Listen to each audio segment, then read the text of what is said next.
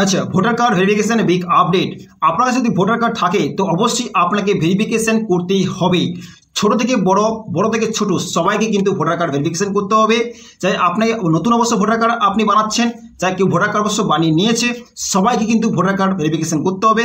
নির্বাচন কমিশন থেকে কিন্তু অলরেডি রিপোর্ট কিন্তু এসছে, সবাইকে ভোটার কার্ড ভেরিফিকেশন করতে হবে। অলরেডি কিন্তু কেন্দ্র সরকার অলরেডি বিহারে কিন্তু ভোটার কার্ড ভেরিফিকেশন কাজ কিন্তু শুরু করে দিয়েছে। আস্তে আস্তে কিন্তু প্রত্যেক স্টেটে কিন্তু ভোটার কার্ড ভেরিফিকেশন পদ্ধতি কিন্তু শুরু হতে চলেছে। ভোটার কার্ড ভেরিফিকেশনের জন্য আপনাকে ডিক্লারেশন ফর্ম কিন্তু আপনাকে ফিল আপ করতে হবে। ডিক্লারেশন ফর্ম কি সেটা অবশ্য কেমন অবশ্য ফিল আপ করে ভিডিওর মধ্যে অবশ্যই ডিসকাস করবো। তার আগে মাননীয় মুখ্যমন্ত্রী কিন্তু ডিক্লারেশন ফর্ম নিয়ে কিন্তু অবশ্যই বক্তৃতা কোনো জানকারি অবশ্যই দিচ্ছে। ডাইরেক্টলি কিন্তু ওর মুখ থেকে শুনুন কি বলতে চাইছে।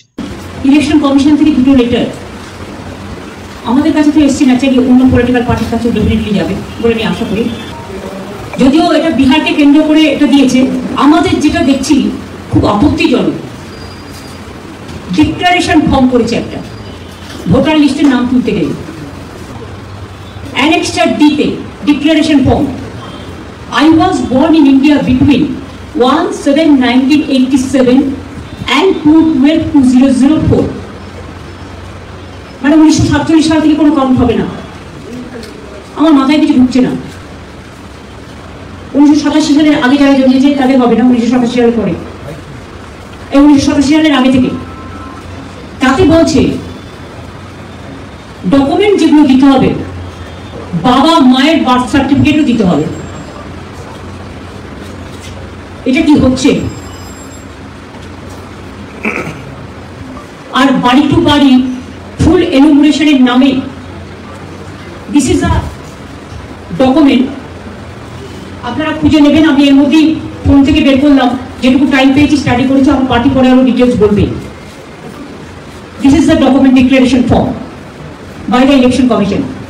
মাননীয় মুখ্যমন্ত্রী যে ডিক্লারেশন ফর্ম যে শেয়ার করছে, ওই ডিক্লারেশন ফর্ম ফিল আপ কি করে করবেন, কি নথি অবশ্য ডিক্লারেশন ফর্মে অবশ্য লাগছে, সমস্ত কিছু ভিডিওর মধ্যে অবশ্যই ডিসকাস করবো। ভিডিওটা পদ্ধতি শেয়ার করে তো চলুন।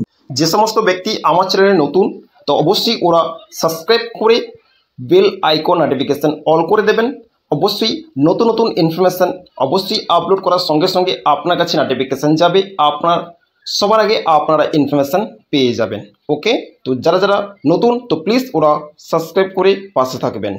আপনি অবশ্য ডিক্লারেশন ফর্ম ফিল আপ কী করে অবশ্যই করবেন, সম্পূর্ণ প্রসেস কিন্তু ভিডিওর মধ্যে অবশ্যই ডিসকাস, ভিডিও পর লাস্ট অব্দি কিন্তু ওয়াচ করবেন, তবেই কিন্তু বুঝতে পারবেন। আপনি সাইডে আসবেন voter.eci.government.in, দেখতে পাবেন পুরো গভর্নমেন্ট পোর্টাল যে সাইট আছে ভোটার কার্ড সাইট, পুরো ফার্স্ট পেজে কিন্তু একটা অবশ্যই একটা ব্যানার শো করাবে। বিহারে যে অলরেডি কিন্তু ভেরিফিকেশন প্রসেসে শুরু হয়ে গেছে, তার ব্যানার কিন্তু এখানটা কিন্তু শো করাবে। আমাদের যখন পশ্চিমবঙ্গে যখন শুরু হবে এরকমই সেম ব্যানার কিন্তু শো করাবে। ওকে, এটা অবশ্য হিন্দিতে অবশ্য লেখা আছে, বিহার মে मतदाता के लिए যে সমস্ত কাজ অলরেডি কিন্তু শুরু হয়ে গেছে। তো নেক্সট দেখতে পাচ্ছেন পুরো ভোটার্স যে সার্ভিস যে পোর্টালটা আছে, ওই সার্ভিস পোর্টাল খোলার পরে কিন্তু সামনে কিন্তু শো করাচ্ছে ইমিগ্রেশন ফ্রম বিহার, দেখতে পাচ্ছেন ফ্রম বিহার। এরকমই কিন্তু আমাদের পশ্চিমবঙ্গে যখন স্টার্ট হবে ভেরিফিকেশন প্রসেস, কিন্তু এরকমই কিন্তু ওয়েস্ট বেঙ্গল বলে শো করাবে।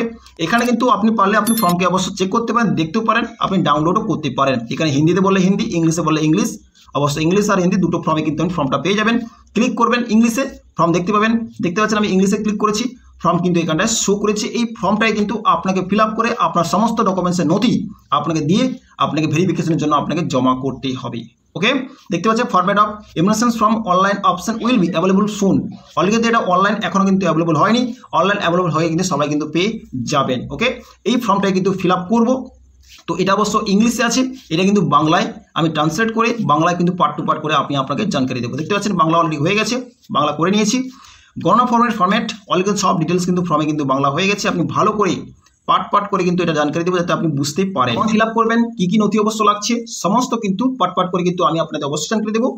সবার প্রথমে কিন্তু চলে আসবো, দেখতে পাচ্ছেন পুরো একদম ফর্মটা কিন্তু পুরো দেখতে পাওয়া যাচ্ছে। ফর্মটা ফার্স্ট দেখতে হচ্ছে গণনা ফর্মেট অনলাইন বিকল্প শীঘ্রই উপলব্ধি হবে।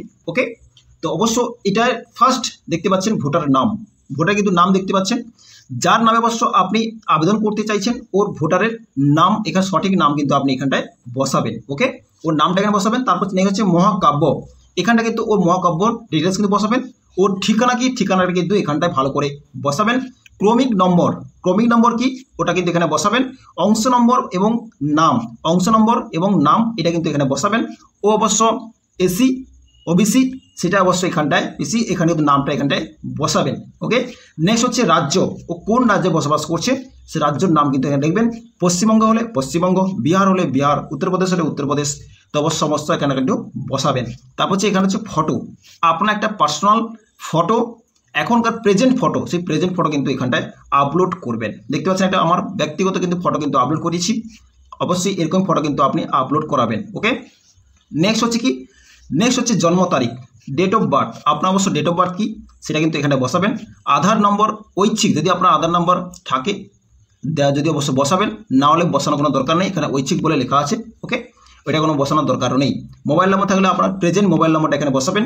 পিতা অবশ্য আইনগত অভিভাবকের নাম, যে অবশ্য আপনার আইনগত যে অভিভাবক আছে পিতা, তার অবশ্য নাম বসাবেন।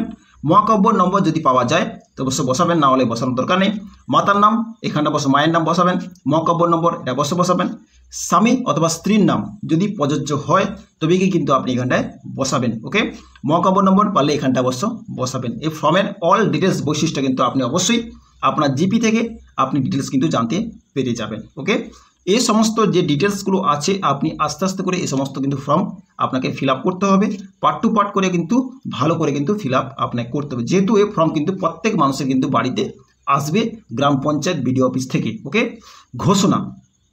ঘোষণা হচ্ছে কি আপনাকে কোন কোন জিনিস আপনাকে মানতে হবে, কোন কোন জিনিস টাইটেল ফিল আপ করতে হবে, তার উপরে কিন্তু আপনাকে ফর্ম ফিল আপ করে ডকুমেন্টস নিয়ে জমা করতে হবে। ফার্স্ট হচ্ছে আমি এত দ্বারা ঘোষণা করছি যে আমার জ্ঞান এবং বিশ্বাস অনুসারে, প্রথম পয়েন্ট হচ্ছে আমার বয়স 18 বছরের বেশি, উপরোক্ত ঠিকানা সাধারণ বাসিন্দা ও ভারতের নাগরিক এবং যে কোনো একটিতে ঠিক দিন। আপনাকে বলা হয়েছে যে আমার বয়স 18 বছরের বেশি, উপরোক্ত ঠিকানা কিন্তু আমি বাসিন্দা হচ্ছে নাগরিক, মানে ভারতের নাগরিক, যে কোনো একটিতে ঠিক দিন। এখানে অবশ্য তিনটে পয়েন্ট কিন্তু এখানে দেওয়া আছে। তো এটা হচ্ছে কোশ্চেন, আপনাকে নিচে উত্তর দেওয়া আছে, যে উত্তরটাই কোশ্চেনে যে উত্তরটা আপনার সঠিক হবে সেটা কিন্তু আপনাকে এখানটা বসাতে হবে। ওকে, এর কোশ্চেনের উত্তর হচ্ছে আমার জন্ম 1/7/1927 সালের আগে ভারতে। তো এখানে কি পয়েন্ট আছে কি, নিচের তালিকা থেকে জন্ম তারিখ এবং অথবা জন্মস্থান নির্ধারণ করে নিজের জন্য যে কোনো নথি সরবরাহ করুন। ওকে, প্রথম পয়েন্ট হচ্ছে আমার জন্ম কি 1/7/1869 সালের আগে ভারতে। তো যদি অবশ্য আপনার 1987 এই 1987 যদি আপনার আগে যদি জন্ম হয়ে থাকেন তাহলে অবশ্যই এখানটায় আপনি বক্সের ঠিক চিহ্ন দেবেন। নেক্সট হচ্ছে আমার জন্ম ভারতে 1/7/1987 থেকে 2/12/2004 সালের মধ্যে। যদি আপনার 1927 থেকে 2004-এর মধ্যে যদি আপনার জন্ম হয়ে থাকে তাহলে নিচে যে কোনো বক্সে অবশ্য আপনি ঠিক করতে পারেন। বক্সে হচ্ছে নিচের তালিকা থেকে জন্ম তারিখ অথবা জন্মস্থান নির্ধারণ করে নিজের যে কোনো নথি সরবরাহ করুন।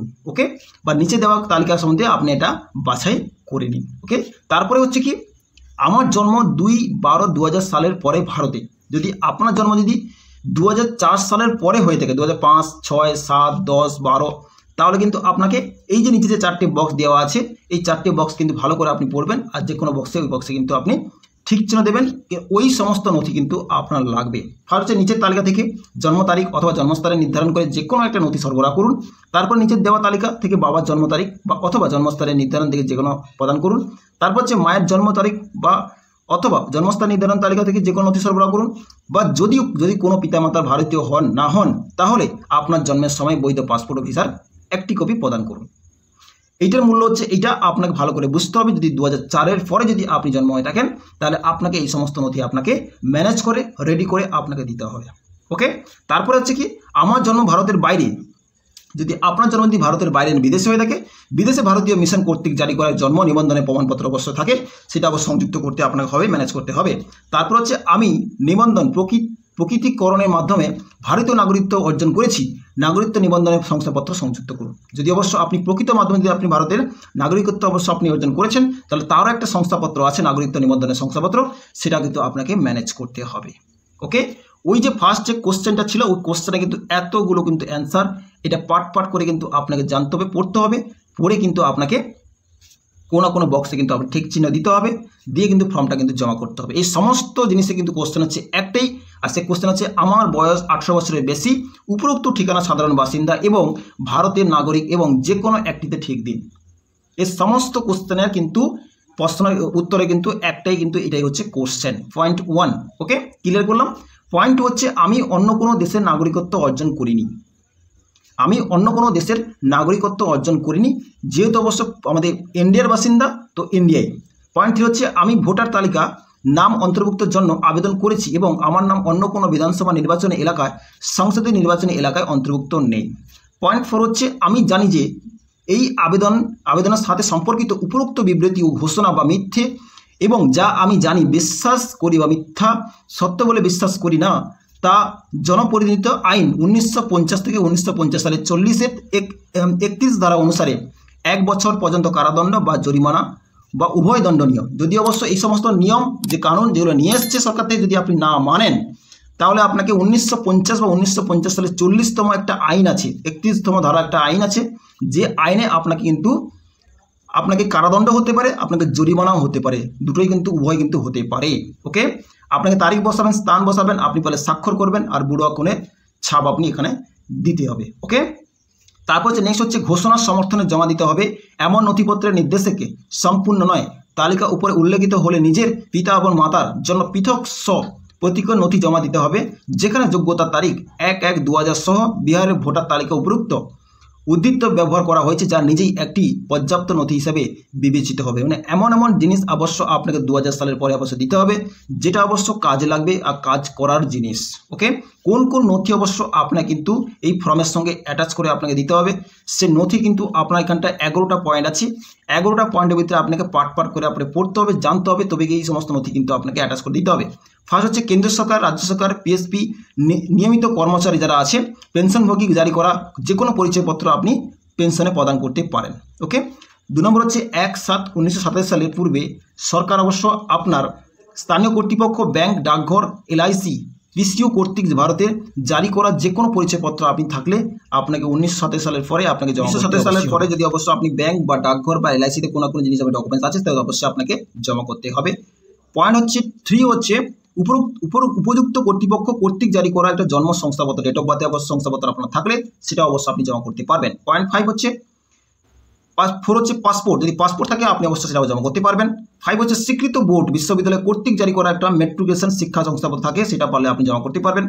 6 উপযুক্ত রাজ্য কর্তৃপক্ষ কর্তৃক জারি করা একটা স্থায়ী বসবাসের শংসাপত্র, যেখানে বসবাস করছেন শংসাপত্র থাকে, সেখানে একটা আপনি পারলে জমা করতে পারবেন।